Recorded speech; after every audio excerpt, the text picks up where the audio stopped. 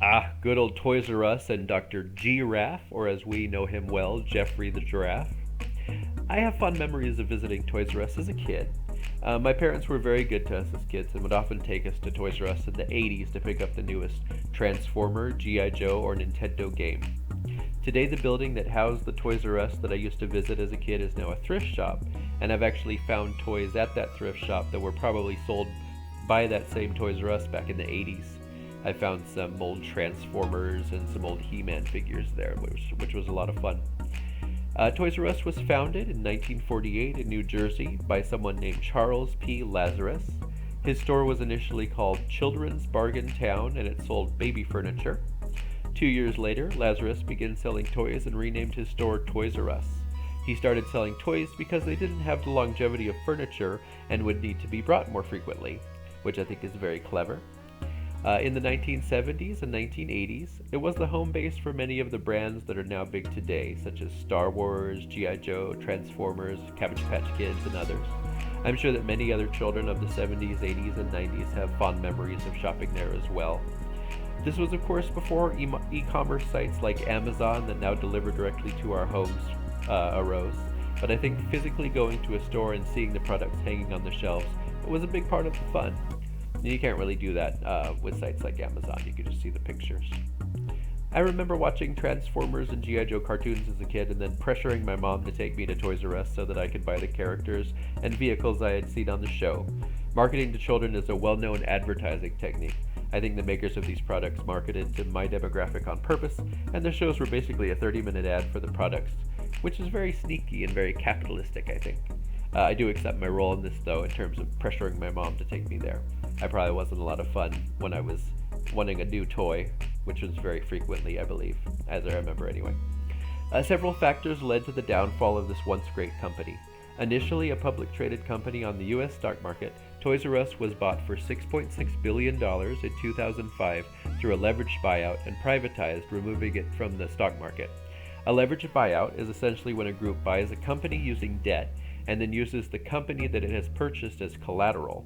This produced billions of dollars in debt for Toys R Us, which included large interest payments which totaled about $400 million per year. And this is all well and good as long as the company is making a healthy profit, but not one that's struggling to pay the bills. I think it's easy to jump to the conclusion that Toys R Us went out of business due to the so-called retail apocalypse. That it was a brick and mortar retail store living in an online retail world. While this may be true in part, Toys R Us did have a strong online retail presence in addition to its physical stores. This presence may not have been as strong as sites like Amazon, however, and it was difficult for Toys R Us to compete against other physical stores like Walmart, which had the same toys at lower prices, and the convenience of shopping for other household items while toy shopping. So basically, you could send the kids off to the toy aisle while mom goes and gets the groceries. And certainly you couldn't do this at Toys R Us because there were no groceries. Another shift in the American consumer market that contributed to Toys R Us's failure is the shift children have made from playing with physical toys to more technology-based forms of entertainment like video games, phone apps, and social media. From 2012 to 2017, the American toy industry declined about 3% per year. This took a large chunk of the consumer market away from Toys R Us and resulted in sizable quarterly losses.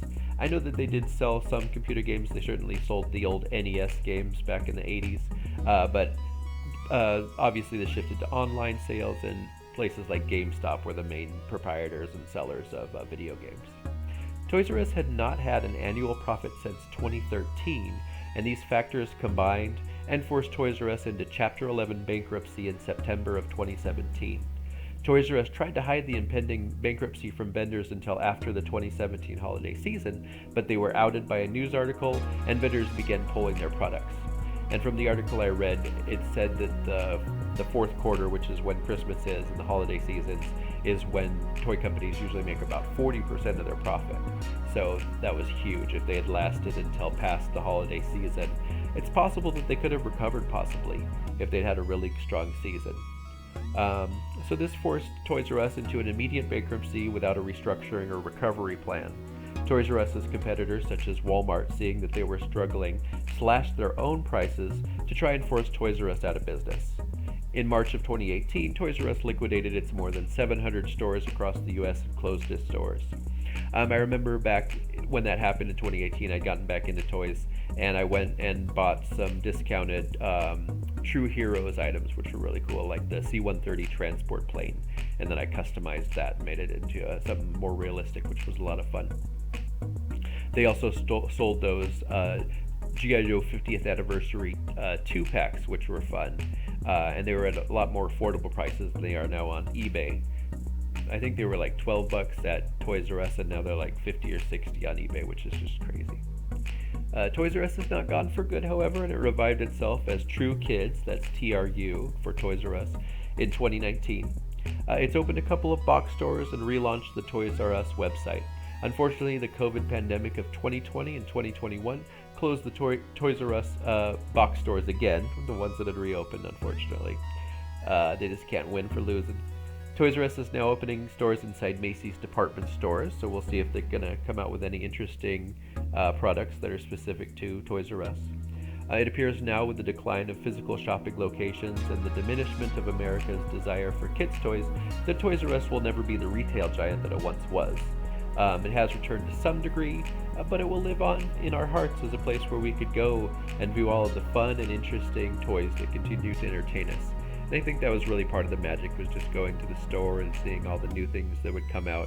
I remember back in the 80s they would come out with new lines of like G.I. Joe or Transformers, and I'd always be excited when these things came out. And nowadays it's just not the same. The toy market's just not as big. But it was an incredible experience, and I guess most of that's moved online, and most of that experience is there, but it's just not quite the same as being there physically.